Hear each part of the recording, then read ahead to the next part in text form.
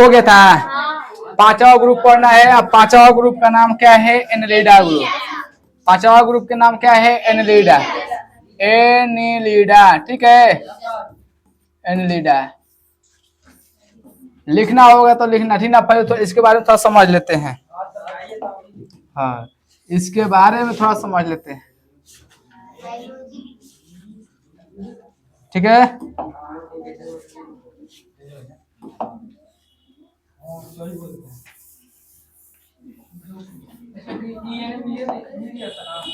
हाँ, सकाने मिलेगा। ये पांचवा ग्रुप है कौन? Annelida group. हाँ, एनेलिडा है। क्या है? एनेलिडा संघ में देखते हैं, कहे कि एनेलिडा संघ के जंतु सामान्यतः नरम, माने एनेलिडा में जो जीव पाए जाएंगे वह सामान्यतः कैसे होंगे? नरम, बेलनकार, खंडित शरीर वाले होते हैं। यानी कि लंबा रहेगा, बेलनकार रहेगा, खंडित के मतलब इसको टुकड़ा कर सकते हैं। समझ में रहे ना? शरीर समान आकृति, शरीर जो है समान आकृति के अनेक खंडों में क्या होता है? विभाजित होता है। अब प्रत्येक खंड पर सेट या पैरोपोटिया पाए जाते हैं। इनके गति में सहायक होते हैं, मुख्यतः जलीय, स्थलीय या नम स्थानों पर पाए जाते हैं। एनेलिडा जगत में जो एनेलिडा संघ में जो जीव पाए जाते हैं वह कहाँ कहाँ मिलेंगे? तो जल वाला स्थान मिलेंगे, या जमीन पर मिलेंगे, और चाहे जहां ठंडा रहेगा वो वहां पर ही मिलेगा, ठीक ना। इसका अगर सामान्यतः लक्षण देखते हैं एनेलिडा ग्रुप के, तो शरीर कैसा रहेगा? बेलनाकार और खंडित रहेगा। क्या रहेगा? बेलनाकार या खंडित रहेगा।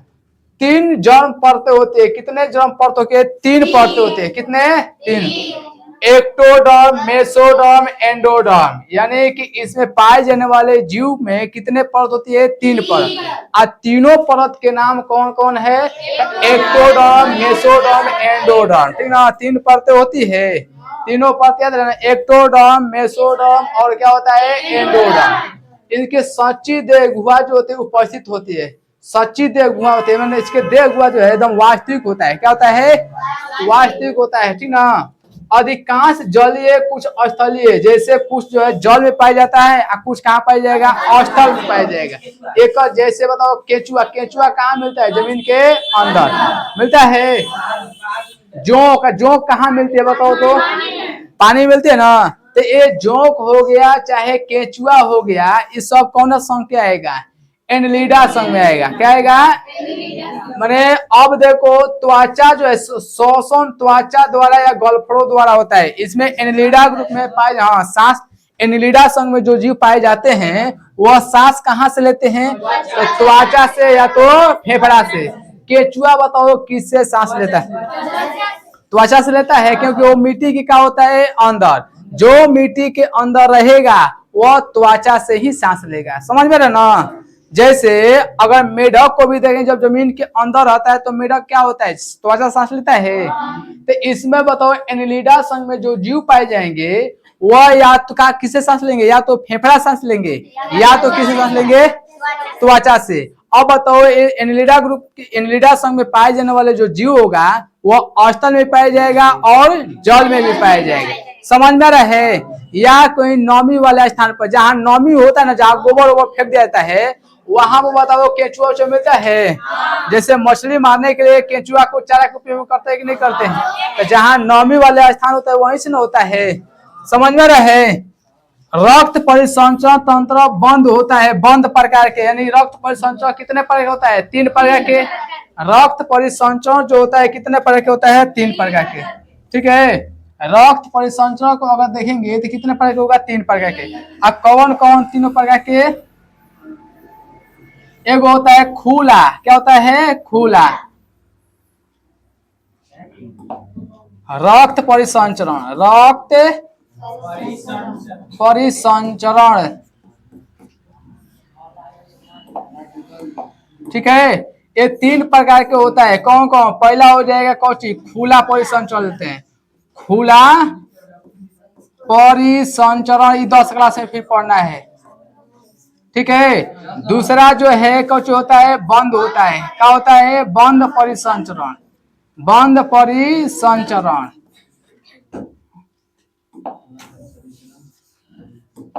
परिसंचरण। और चौथा तीसरा क्या होता है? मिश्रित होता है। क्या होता है? मिश्रित परिसंचरण। परिसंचरण, मिश्रित परिसंचरण। कोई दिक्कत? परिसंचरण कितने प्रकार के होता है? 3 प्रकार के। अब एक में कौन सा परिसंचरण होता है? तो बंद। बंद का मतलब इसमें नसें होती है। क्या होती है? नस। जैसे हम लोगों में खुला होगा या बंद होगा? बंद न होता है। तेल चाटा में बताओ कौन सा होता है परिसंचरण? तेल चाटा में खुला होता है, में नस वोस नहीं होता है। बताओ जौना में बंद परिसंचरण होगा ओकरा में हार्ट अटैक देखा जाएगा। हार्ट अटैक होगा। हम लोगों में बताओ हार्ट अटैक होता है? अब तेल चाटा में कब हार्ट अटैक होगा? नहीं। ठीक है, तो ये बताओ, समझ जाएगा ना? तो इसमें कौन सी होता है?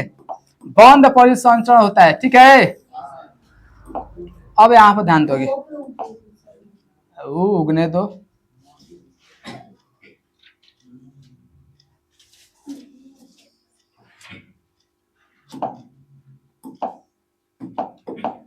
ठीक है, मिटाते।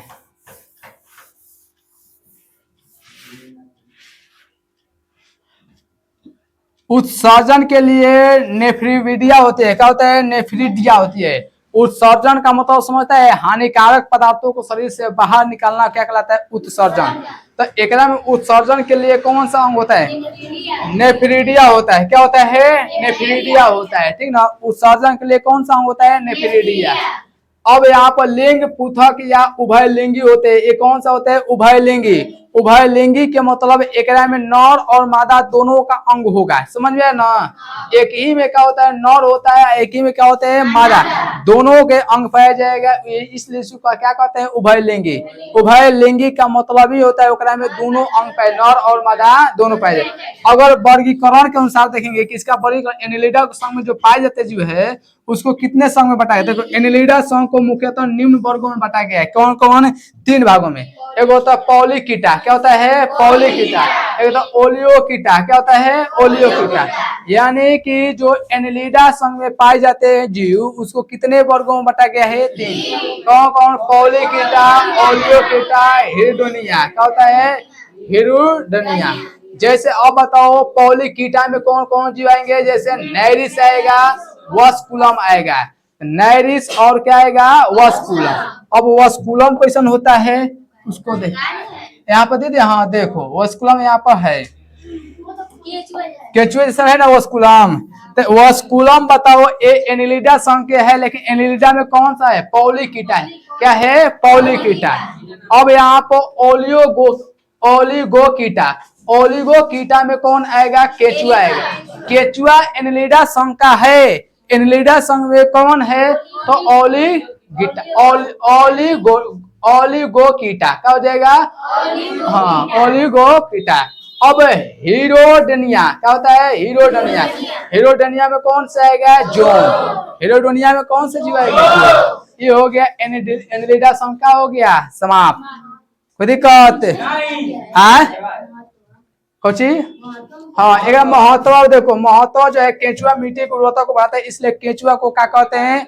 किसान का मित्र कहते हैं। किसान का मित्र किसको कहेंगे? केचुआ।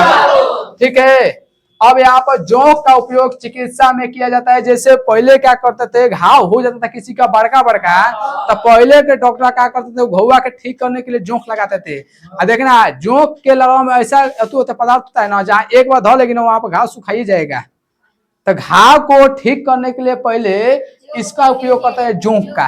ठीक ना? अभी भी देखना जहां तुम्हारा घाव होगा ना, अगर वहां जोंक धरा दो, कैसनो घाव होगा एकदम ठीक हो जाएगा। डॉक्टर जो है ना घावों को ठीक करने के लिए किसे उपयोग करते थे? हाँ, अच्छा जोंक के केचुआ के जोंक के ना होता है, केचुआ होता है क्या चीज? मैंने किसान का मित्र। अच्छा, किसान के मित्र सांपों को भी कहा जाता है। सांप का मैंने किसान का मित्र सांप और केचुआ। बताओ जोंक का सांप क्या होता है? छोटे छोटे कीटाणुओं को खा जाता है। जैसे छोटे छोटे पक्षी है ना जो नष्ट करने वाला तो ओकरा को खा जाता है सपवास। जैसे मूस उस कौन है सीधे क्या हो जाएगा? लील उल जाएगा। मूस क्या करेगा? वो फसल को बर्बाद न करेगा। नहीं समझ में आया? अब कुछ जलीय एनिलिडा समुद्री खाद्य के रूप में होता उपयोग होती है। कुछ कुछ ऐसे जलीय एनिलिडा ग्रुप में पाया जाएगा जीव जो खाए के काम में आता है। क्या होता है? खाए के काम में आता है।